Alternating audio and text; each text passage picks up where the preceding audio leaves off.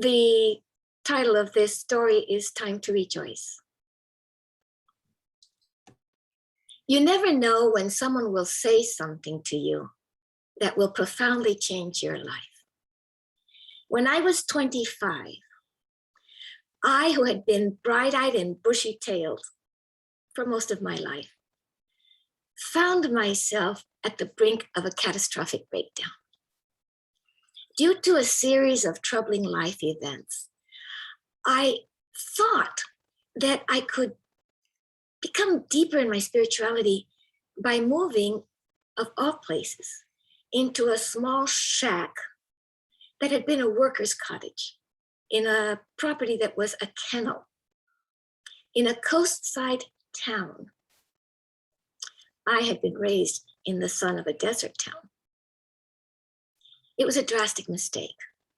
I found myself on the brink of a dark void of hopelessness. Coming home after work on dark, wintry nights, I'd find myself pulling up onto the gravel driveway. I could hear the rocks crunching under my tires. And I would come to a stop and I would say, get out, get out. Pull yourself up and get out. Turn the ignition off. Turn it to the left, come on. Grab your purse, open the door, put your foot out. Come on, come on. But I was paralyzed. Many a night I spent in the car, even though the cottage door was only 3 feet away. It's peeling green paint calling to me. All you need to do is step up on the porch, turn my old rattly brass knob, come inside, come home. But I couldn't. The only thing that would get me up on those nights was the cold night air and how my eyes, though closed, could begin to sense the streaks of peach sunlight coming through the sky. And then I would maybe get up, if possible, make it to the bed, business clothes still on, kick off my pumps, pull the sheet over my face, wait for the alarm. For the rescue, that was another day of work. Another 8 hours taken up at work, plus the travel back and forth. It was a long commute. But the weekends were absolutely intolerable. I could hear every tick of the clock. I would watch the minute hand creep, creep, creep to the next hour. 1 minute to the next, dragging, dragging, dragging. Where had my life gone? My one distraction was going to the store for provisions. One day I found myself at the local supermarket in the produce area, and I turned to a woman shopping next to me, and for nothing else than to have someone to talk to. I said, excuse me, could you please tell me what time it is?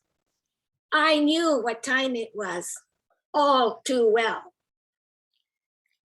She turned to me and smiled and said, 10 to 10, time to rejoice. Oh. Oh.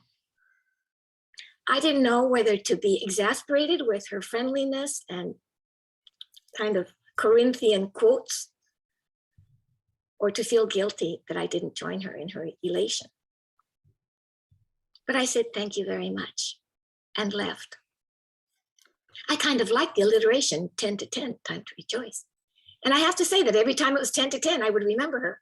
In fact, not only every time it was 10 to 10, but pretty much often when I saw what time it was, I remember she said, time to rejoice. And even though my response had been easy for you to say when I first heard it, it filled my life with yearning, doubt, and yet I began to feel a little hope creeping in. And so as the hours crept inexorably by, In the darkness, those words served as a kind of talisman that my spirit could cling to longingly because of the love with which he had said them to me. They served as a ray of hope in my otherwise frightened and desperate life.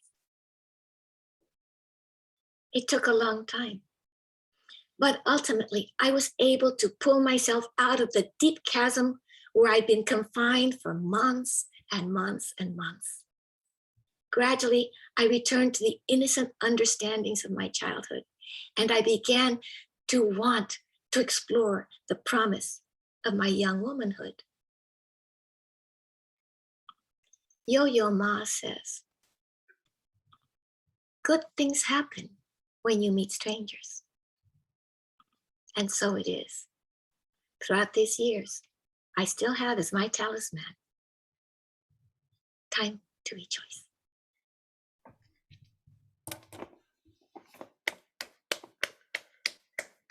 And if you'd like, I would like to share with you a poem that I wrote as a result. Would you allow me that time? It's very short. Please do. And I hope you don't find it too sappy, but here he goes. I will read it. And it's very appropriate because we're in the middle of a thunderstorm. Not thunderstorm, just rainstorm. Rejoice in the thunder. Rejoice in the rain. Rejoice in the sun when it shines once again. Rejoice in forever and never again. Rejoice in good riddance and goodwill to men. Rejoice in the silence. Rejoice in the sound. Rejoice in the stillness when no one's around. Rejoice in the chaos. Rejoice in the peace. Rejoice through the struggle and in the release. Rejoice in the moment. Rejoice in the past. Rejoice even knowing that things will not last. Rejoice through your teardrops that wash away pain. Rejoice in the promise that love will remain. Rejoice in the children, the hope that they bear for a life that's worth living, that's loving and fair. It's here for the taking. There's always a choice to answer the call of the heart and rejoice.